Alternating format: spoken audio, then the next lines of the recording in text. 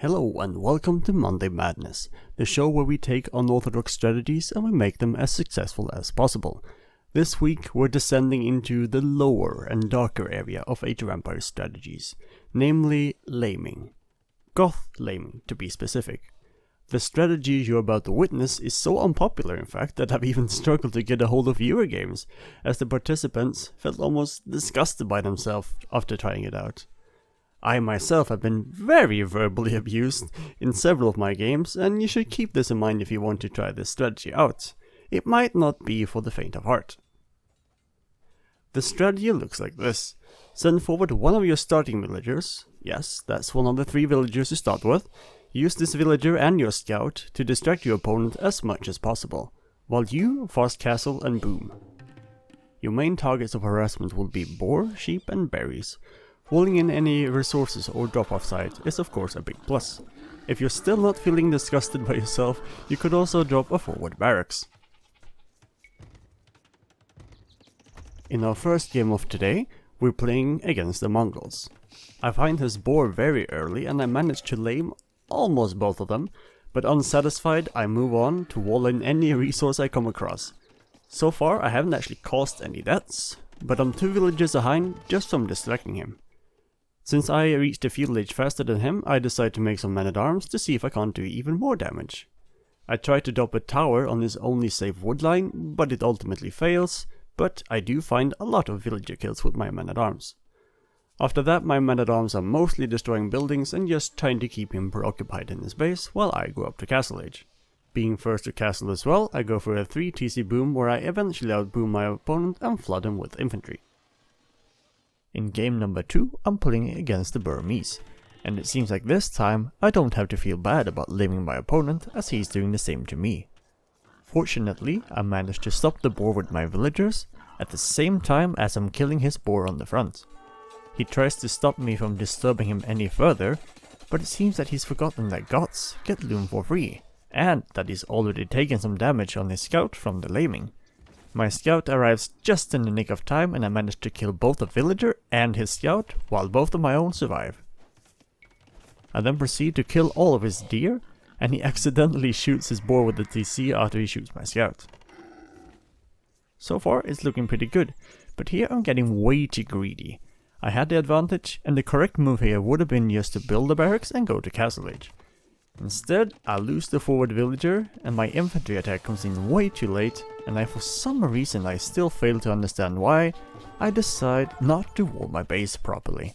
I'm 2 vills ahead, and well on my way to castle age, where my poor defense bites me in the ass. To further seal my fate, I place my castle on a very strange spot behind my eco, leaving my opponent to roam free. This could have all been avoided if I just had made some sensible decisions. Game number 3 is from a viewer who's preferred to remain anonymous, so we're just going to refer to him or her as Blue. Blue is playing on a Smurf account and is playing against the Japanese. Should this game go past castle and into late game imp, it could be a difficult matchup for Blue. But, as always, fortune favors the brave, and Blue finds 2 sheep and the enemy boar very early. But after this unspeakable crime of laming, Blue then moves on to the mill and the lumber camp, but he doesn't really manage to be as distracting as he or she would like. And, if anything, Red is actually ahead in population at the moment. He's researched loom, and he doesn't have a forward villager that's not working. Just like me, Blue is getting a bit too greedy with his forward villager here, and he ends up losing it. At the moment, it would appear that Blue's laming didn't really pay off since he's behind on villagers, but upon further investigation, it would appear that Red is actually miles away from the feudal age. The loss of the boar and the 2 sheep has set him back massively in terms of food, and he's 2 minutes behind Blue on the feudal time. Being so much earlier, Blue manages to get an army lead that eventually snowballs out of control. He adds late scouts to deal with the enemy skirmishers, and Red can see the writing on the wall. Thank you very much for your contribution, Blue. Few were as brave as you to submit the games for this week's strategy. Thank you. The 4th and final game I was playing against the Huns. This game is interesting because it shows both great decisions and big mistakes from both players. To start off, my laming goes very badly. He spots me even before I spot any of his resources, and by the time I find them, he's ready to protect them. I managed to kill a villager, but he quickly researches loom, and after that I can't expect the villager to do more damage. I decide to wall her in and make a barracks. To counter this, my opponent walls in my barracks, but he misses the small gap where my villager is, and my militia eventually break out and start to harass him. Even though I haven't actually denied any resources, I've distracted my opponent enough that he's 3 villagers behind. He goes up to feudal faster and decides to go for some archers, but I force him off his gold so he can't make any more. I then research men-at-arms and I find some more villager picks on his wood line.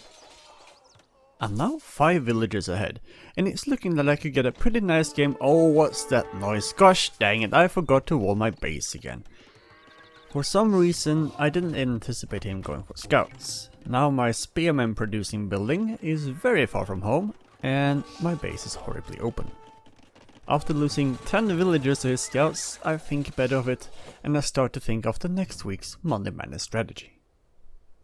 Now, onto the summary of the Goth laming strategy.